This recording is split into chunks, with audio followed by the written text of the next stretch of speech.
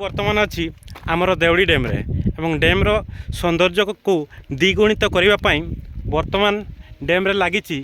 लाइट्र व्यवस्था एवं आलोकर सुंदर व्यवस्था कर डैम कर्तृपक्ष देखिपे टोटाली डैम सारा सुंदर भाव आलोकीकरण करा पूर्व अपेक्षा बर्तमान डैम्र सौंदर्य द्विगुणित होती रात्रिकालीन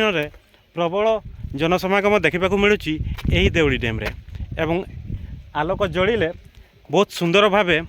डैम्र लोक मैंने मजा नौ बर्तमान दिन बड़ जेहेतु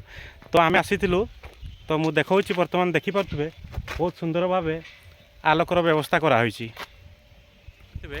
ये हूँ देवड़ी डैम्रे नूतन भाव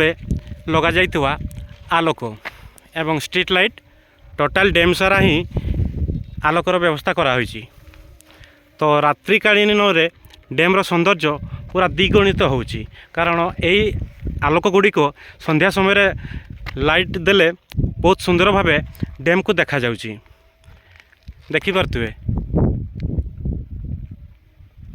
यही भली भावे टोटाली 7 किलोमीटर यही देवड़ी डैम्रे लाइट्र व्यवस्था होईची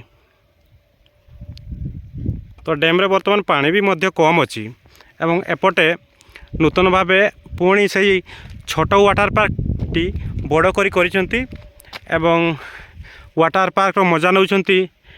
पिला माने एपटे एवं एपटे आउ गोटे